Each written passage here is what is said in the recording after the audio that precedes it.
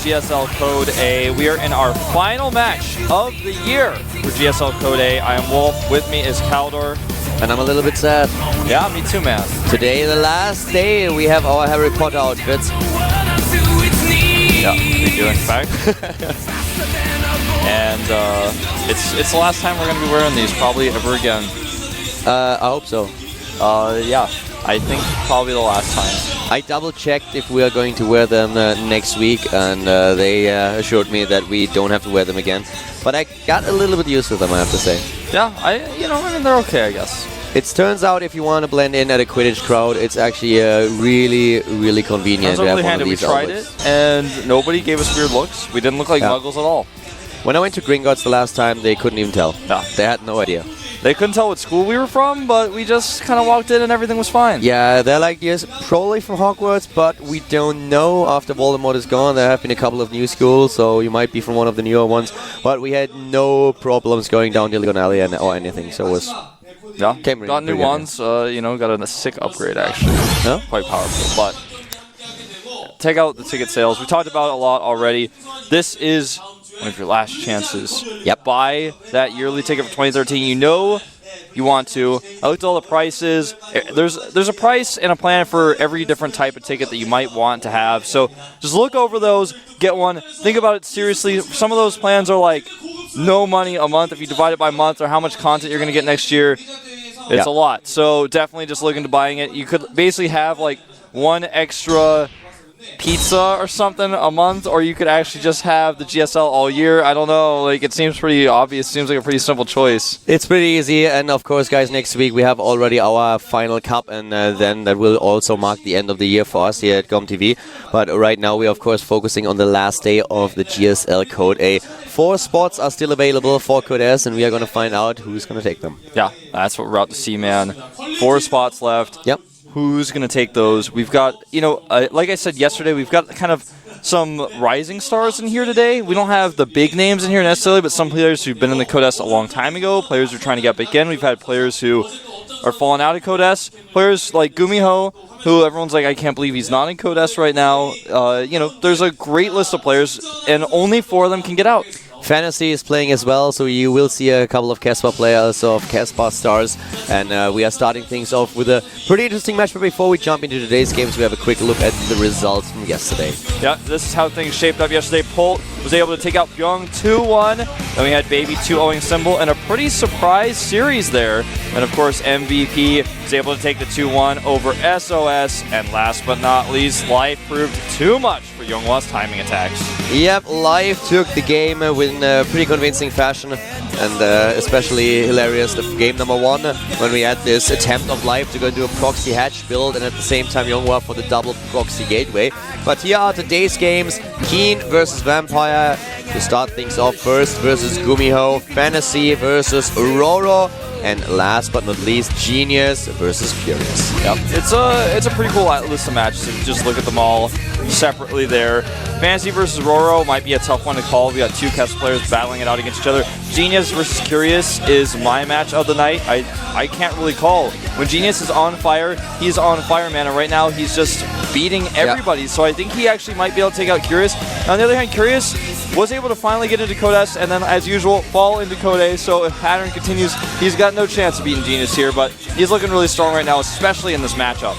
Yeah, if I would have to bet, I would probably think that Keen, Gumiho, Roro are going out of this group today. With a 4th match, really hard to call. Yeah. I tend to be in favor of Curious here, just because he seems to be a little bit stronger against Protoss just in general. But Genius, I'm not quite sure, but it's a very close call. I can also see Genius take it.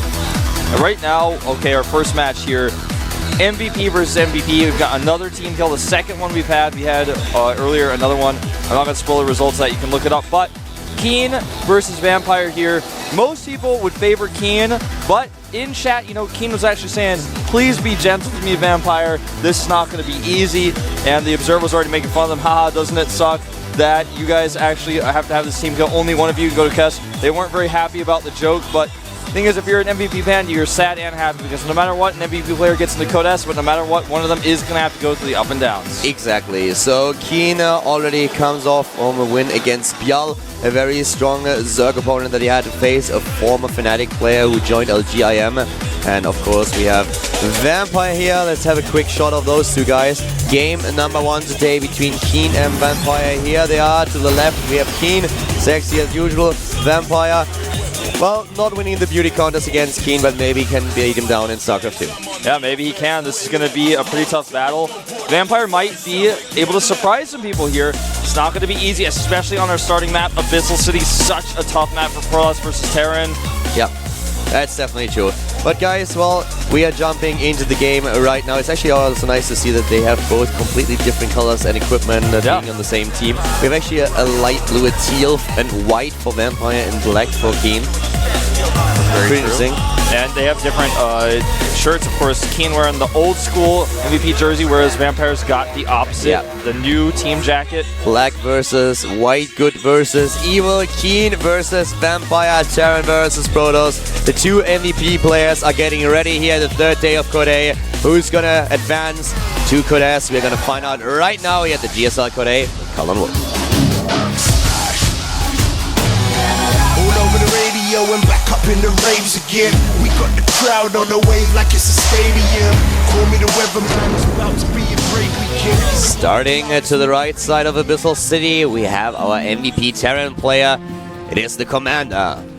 It is MVP King. I would love if one day Street Fighter Voice would really introduce him as Commander Keen. That's probably the day that I've seen it all, but I'm like, okay, I'm done. Yep, his opponent not really liking the garlic too much. He is.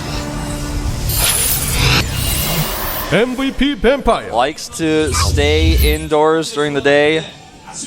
That red stuff in his cup, it's not wine. Nope. Definitely not. Don't check his front teeth. Well, Vampire comes off a win in the second round, of course. He was able to beat Trap with a 2-0 in a Protoss versus Protoss match. Just in general, talking about this matchup, Vampire is a player who was able to beat quite a few good Terran players. He has the 51% win ratio.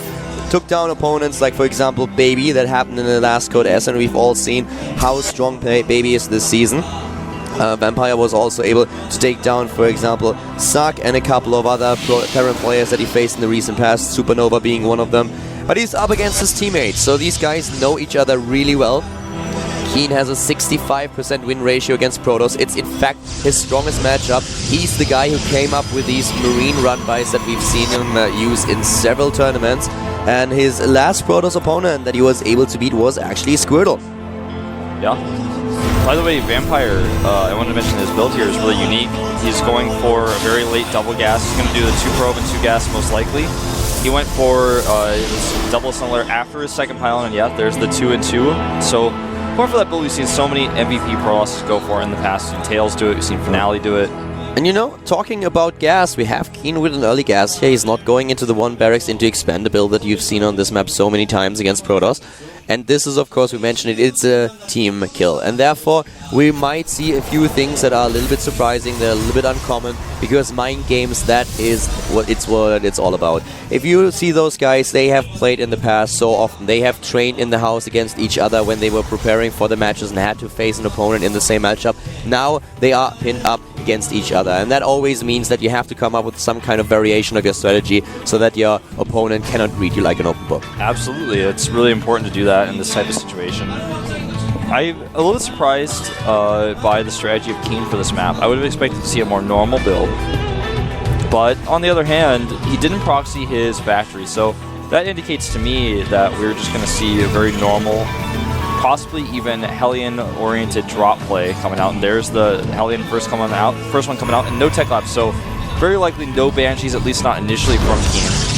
And Keen at this point is up against the 1 gateway into expand. So Vampire, even though the gas timing was not your typical poison, we have him with the expansion, goes into double gateway instead to start with the Robo first. So we will have him with a lot of potential to warp in units if need be, if he's attacked here. But he won't have the scouting out as fast as he might have wanted to. So the question right now for him is, will he see the Medivac? The Medivac already now on the production tab for Keen. He's going into this build that we all know with a lot of Marines and the Hellions. He tried to open up 2 flanks, attack the natural and also go for the main base at the same time. And Vampire, well, he has to scout what's going on. He has to get an idea of what Keen is doing here to prepare accordingly. Yeah, he needs to get a good idea because, well, to be honest, with the timing of the robotics, it's going to be virtually impossible for him to see this before it gets here. The only way he's going to be able to see it and react is with the Watchtower, which he does occupy right now.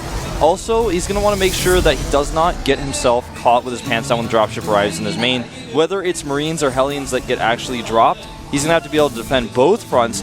And I've talked about this so many times, but I love this build that Terran players have figured out, and it seems like this is coming back. This build was so old. This was done in the beta of Wings of Liberty and in early release. Yeah. And now it's just like standard. You got to be ready for this as a Protoss player because, you know, it's not just TLO who's doing it, man. Every Terran player in the book knows this build, and it's going to do damage no matter what. How much damage is up to you. Yeah, back in the days, there was a build that TLO kind of revolutionized, especially on maps like Metalopolis. Now we have immediately a block at the ramp. Really well done by Vampire. And the Medivac timing is not perfect for Keen, far from it. He's now getting into the main base, but he's a little bit late to the party. Those Hellions are already gone. Weird micro on the Zealots, he actually misclicked them a little bit there, but either way, he should be able to clean this up, no problem. But look at that, beautiful pullback on the Zealots and takes that dropship out of here. Vampire with one of the strongest holds I have ever seen against this build. Keen literally killing only 3 Harvesters. Yeah, but to be honest, the timing for Keen was definitely off here. Yeah. So Vampire with a good defense, but at the same time, not the best execution here by Keen. I really like that he has an SCV with this, so that he can repair the Medivac.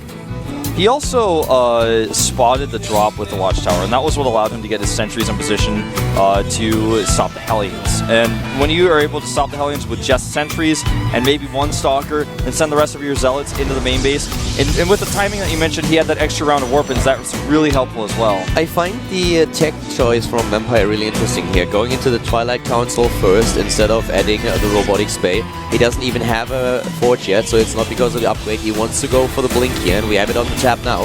The Observer is already in the main base, but this is a little bit atypical from what you would usually see, and I like it quite a lot. On a map like Abyssal City especially, Blink will give you so many options. Yeah, it's going to be great for him, and you know, not only to be aggressive here, but also the problem, defensively. Exactly, the problem that Protoss has here is that there are so many points where a Terran player can attack with his drops, and Blink will give him the mobility that he needs to work against the drop play, but also a few options to be aggressive. Yeah, it's really useful on this map especially. And when you know your opponent has drop potential, when you've seen that already, it makes you feel good to get that Blink. And he's actually getting the revised Suburban now, a little bit later. This is not how you normally see this. Now he needs to react with the Stalker because the Banshee is already starting to do damage here. Back it up, 3 kills at first, and there's a drop again in the main. That has been seen by the Observer. The Banshee goes away, and oh, that drop is in trouble. Well played here by Vampire, not attacking the Marine, but focusing on the Medivac. Unfortunately for him, he's not able to take the Medivac down. Neither did he kill the Banshee. Yep, but with virtually no damage done by either, Vampire's going to be feeling pretty good. Since the drop and the Banshee survived, like you said, there's going to have some longevity in Keen's army. He's going to be able to send that Banshee in later on, as well as the dropship. He can send it back home, repair it, make it part of his army. And that's exactly what he does. Research complete. Vampire continuing to scout with this Observer. He's trying to figure out how he wants to take his third base, because that's always the biggest challenge on this map as a Protoss versus Terran. How do you take that third? It's so exposed by ground. If you take that third, you better be ready to defend it, or you better have a lead on your opponent. And there's the third base. Keen starts to build it as he moves out with his army, tries to go for another drop play. Ooh, actually scans and takes down the Observer. Well done. Yeah, Nice barely map getting awareness. that was scary because there's only 2 Marines there, and he didn't stem, but No. he was able to get it. This Observer, though, is so critical because this is going to spot the double drop that comes to the main, and if he didn't see this, he would have been in so much trouble. There's a third Medivac as well, but If he blinks now, that could have been better by Vampire, I have to say. If he just moves back a little bit and blinks in to take down the Medivacs, I think he can do a lot more damage here. So a bit of a missed opportunity for him. He repels the drop, but he had a chance here. yeah, he definitely did. You know, exactly like you said, if you wait, you set a trap, you can do so much more. And Keen is now trying to find an angle of attack. it looks like he realizes the potential of the third is there and he wants to try to pressure that, but at the same time, there's so many sentries here, he actually decides to go for it, and this is not really going to work out for him, but he can zone out now the Protoss army, go for that third base, and I think he just has enough DPS with +1 finishing to actually force the cancel. Easy. There's no way for him to hold this. There has to be a cancel. Oh, there in the last second. Well done, but now he's down one base. Here comes the blink. He's trying to fight here, force an engagement. There will be another blink in just a few seconds. The cooldown is not ready yet, and he moves back, doesn't want to expose those stalkers. The only reason why I think is because of this drop here. You know, if he had continued to pursue, he would have been able to kill so many of those Marines, but as it is, like you said, he's down a base, the command center is up. This is why this map is so tough for us, because these little attacks are basically impossible to defend. The Stalker should blink and kill this. Oh, wow, he let it go. 7 hit points left on that medevac. He could have blinked 1 Stalker to kill it. This is not going to work out. He will actually be able to finish the Nexus this time, but it's so far behind. Speaking of behind, though, the upgrades for Keen are going to start to get a little bit behind. As the second forge comes up, he's already got +2 armor. Keen is going to have 1-1, but very delayed. He could actually start +3 armor right now, Vampire that is. How did Heaven know that he calls down the extra supplies at that point in time in the base? How does he know everything? I'm trying to figure it out, man. I think it's because he knew that he was supply blocked and he didn't see any supply depots in production. He was like, why can't but still he hits it in the middle of the screen, exactly this one supply depot. Heaven, I don't know how you do it, but you're cheating. It's impressive, though. Yeah, so a supply block by Keen, and he is forced to use the energy on the orbital. Not for the mule, no, this time for the extra supplies. Definitely not what you want to do, but sometimes, well, you make mistakes and you have to cover it up, which is, as a Terran player, a little bit easier in this case. Yeah, much easier. Long distance mining going on for Vampire. Yeah. Ghost versus High Templar now. Storm is already on the tab, and now the Ghost Academy comes into the game. So we have a huge lead for Vampire with the upgrades right now. If he starts his Chrono Boost, Keen is trying to keep up with the double Evolution Chamber, but still, if the Chrono Boosts for Vampire are good, he will get the lead here. Yeah, he should be able to, and, you know, Keen was thinking about attacking. He had units poised in 2 different directions. Vampire spreads units so well, and Keen realized this is not a good idea. I'm actually ahead in economy. I may be behind in upgrades, but I can stay on the map with my force down here to the south, but I don't need to commit, because if I lose my entire army, he's going to counterattack and kill me. His army is too scary right now. I've seen it. I know what he has. He has Storm and he has Colossi. I'm not ready yet. I don't even have Mobius Reactor up. I got to wait a little bit longer, catch up on upgrades. Yeah, the economy was a little bit better for Keen because he had this third earlier, and because of those extra mules, that's what he can use here. But the Chrono Boost and the upgrades, that's definitely something that will Keen give a big problem in the next fight. But so far, the upgrades are fairly even, and Keen is missing out on using his second engineering bay, and well, he's losing a lot here. Yeah, that was a lot of units lost. Finally, for once, Vampire commits to the attack. Takes a few of these units down. It's not significant enough to where he can actually end the game right now, but Keen is definitely going to have to prepare for this attack at the third base, because +3 armor is going to finish for Vampire, and that's when Keen is going to be in a lot of trouble without bunkers. He only has 1 bunker. You actually, even though he's got a great Bioforce, I think he might actually want to add some bunkers to defend that third if Vampire goes for it. The storms are going to be devastating. If you're in a bunker, storms don't affect you. Keen did not start his next upgrade. He still didn't, and +3 armor is not the only thing that's going to finish here for Vampire. He already has +2 attack on the board now, and finally this armor upgrade for Keen.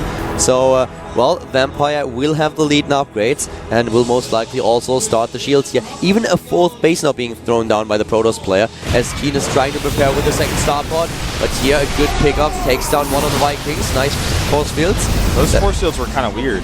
Yeah, I'm saying nice force field, and for a second I'm like, wait a minute, Keen cannot cast the force fields. Yeah, I was thinking the same thing. I'm like, did you just trap those stalkers on purpose? That was really weird. There were really nice force fields for Keen. For Vampire, they were a bit, off. Yeah, I was actually thinking this, as soon as you said nice force fields, the same thought was going through my head. I was like, yeah, man, he really trapped those stalkers. Yeah, and then a second later, I'm like, wait a second, the Protoss player is trying to save those stalkers, so now that doesn't work. Yeah, that was kind of strange. I think the role never really understood. But at first it was like, that was really well done, and I'm like, no, wait. Oh, wow, a great kickoff here, though, on that High Templar. That was really nicely done by Keen. EMP not ready, and he's going to lose the Ghost without a single EMP fired. But the Colossi are taking some serious hits. Oh my god, and the Bioforces as well. Look at those storms. These force fails really did a number on Keen. Yeah, he's got to warp in more units here. He's got the forward warp in points.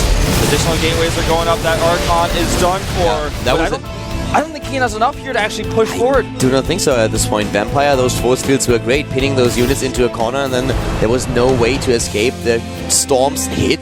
There was just no route that they could take, so that was really, really well executed. And look at this production tab with those upgrades. Vampire now with a blink forward. Here come the EMPs, but the army of Keen is being forced back again. A nice snipe with the Vikings, taking down another Colossus.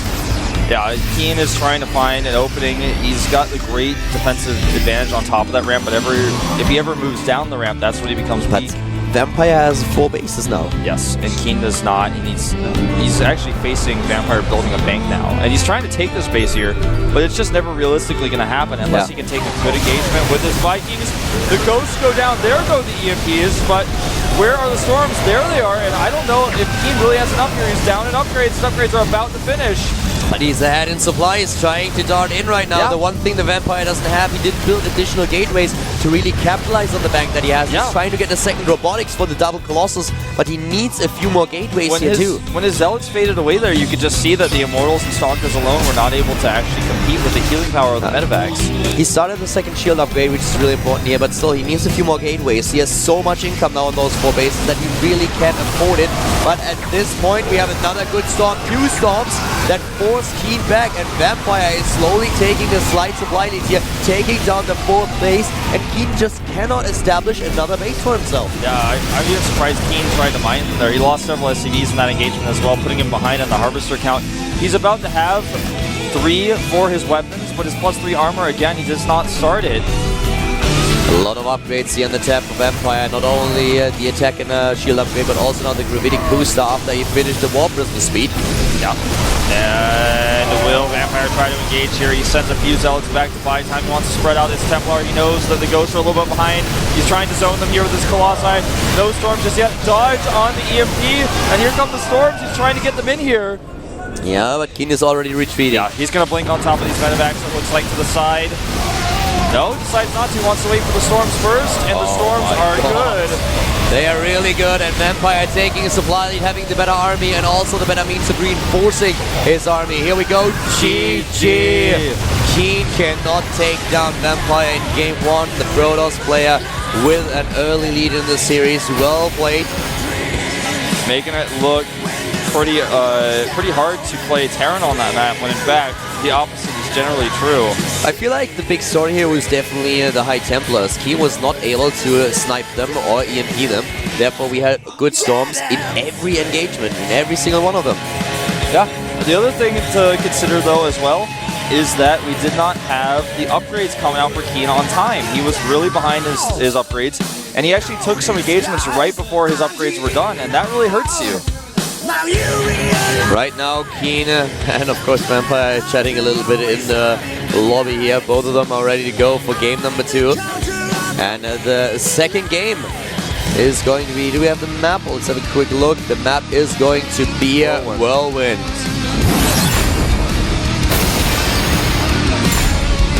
Keen against Vampire. But Abyssal City, Vampire took the lead. Traditionally rather a Terran map than a Protoss map. Keen trying to warm himself up, you can see on the left side here, moving his hands about. Down a game. Vampire is 1 game away from getting that Codex spot back. He's been struggling a little bit against the Zergs, but this time he gets to play a Terran. And it's his teammate, he knows him well. It's a big map, it's great for the late game for Protoss. I think we may see Vampire go into it again. Let's find out right now on Whirlwind. Caldor and Wolf, Keen against Vampire. Back up in the raves again.